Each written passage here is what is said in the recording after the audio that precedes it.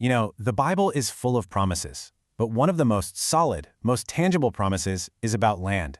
It's this massive theme that runs through huge chunks of Scripture, a real, physical sign of God's covenant. But then, you turn to page to the New Testament and something weird happens. All that talk about a specific geographic place, it just seems to fade away. So what's going on? Did God just change his mind? Was this foundational promise just dropped? Or is there something much, much bigger happening under the surface? Well, that's the mystery we're going to unpack together. All right, so let's start by tackling this head on, because when you first see it, it really does feel like a promise that just vanished into thin air. To really get the weight of this, you have to understand just how enormous this theme is in the Old Testament. I mean, the land isn't just some background scenery for the story, it's practically a main character. It's the goal of the Exodus, it's the sign of God's blessing, it's the absolute heart of Israel's identity. Seriously, everything revolves around it. But then, boom, the focus shifts. All of a sudden, it's less about a piece of real estate in the Middle East and more about a kingdom that's not of this world. And this is our core question. The idea we're exploring isn't that the promise got canceled, but that it was radically transformed. And understanding that transformation, well, that changes everything. So to see how the promise got transformed, we have to go back. And I mean way back. Before Abraham, before Israel, we have to go right back to the very beginning of the whole story. You see, the story of the land doesn't actually kick off with Israel. It starts with all of us, with all of humanity. In Genesis, the original inheritance wasn't some small strip of land. It was the entire planet, given to humankind to care for and govern as God's representatives on Earth. So what happened? How did we get from the whole Earth to one little country? Well, we started with this incredible, unified job of stewarding the planet. But after human rebellion, which really culminates at the Tower of Babel, that inheritance gets fractured. The world is shattered into divided nations and competing lands. And it's into that broken world that Abraham's story begins, with a promise that, on the surface, looks a whole lot smaller.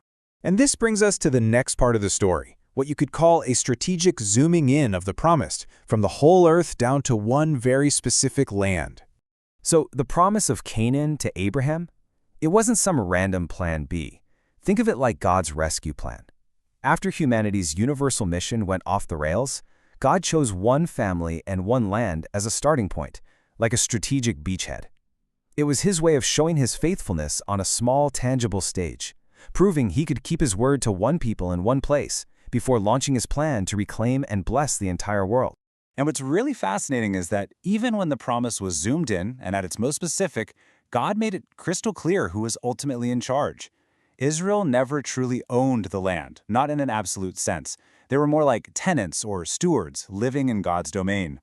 The promise always had this condition attached, pointing back to the fact that God owns everything. Okay, so once that foundation was laid with Israel, the camera lens starts to pull back. It begins to zoom out. And even within the Old Testament itself, the prophets started dropping hints that the plan was always way, way bigger than just the borders of Israel. Hundreds of years later, Jesus quotes this exact psalm in his most famous sermon. But check this out. Notice the one crucial word he changes. He takes the promise of inheriting the land and blows it back up to its original global scope, the earth. Now that was not a slip of the tongue. It was a deliberate, absolutely radical expansion of the promise. This simple little change is the key to the whole puzzle. That specific promise to Israel was never the endgame. It was just a focused, temporary part of a much larger, cosmic vision for all of creation. And Jesus wasn't just making this up. The Old Testament prophets themselves were already thinking this way. They imagined a future restoration that was so much more than just getting their old territory back. They talked about a new creation, an Eden-like renewal, and even of all the other nations coming to be part of God's kingdom. They were basically describing the great reversal of everything that went wrong at Babel. Which brings us to the final act, where all these different threads, the whole earth, the specific land, the zooming out, all come together in this incredible vision of inheriting a new creation. And the New Testament writers were not shy about this. The Apostle Paul just comes right out and says it. The true promise to Abraham wasn't just about inheriting a piece of land. It was about becoming the heir of the world. He directly connects the dots, taking the promise right back to its original global scale. So how does this all actually happen in the New Testament? Well, first, Jesus becomes the new holy place. God's presence is now found in a person, not a building. Second, he announces he has authority over all nations, which is the direct undoing of the Babel division. Then, his physical resurrection isn't an escape from the world, it's the first taste, the down payment of its physical renewal. And finally, anyone who follows him becomes a co-heir in that renewed creation. So the ultimate hope in the Bible isn't about ditching our physical world to go float on a cloud somewhere. No, it's about heaven and earth being renewed and reunited, with God living right here with humanity. The story that began in a garden in Genesis literally ends in a garden city that covers the whole earth. And being a co-heir means we get to re-engage with that original human purpose, to steward and cultivate creation, but this time in perfect partnership with God. So you see, the promise of land never vanished at all. It grew, it expanded, and it was ultimately fulfilled beyond anyone's wildest dreams. It was never just about possessing a territory. It was always about participating in the renewal of all creation, which of course leaves us with one last massive question.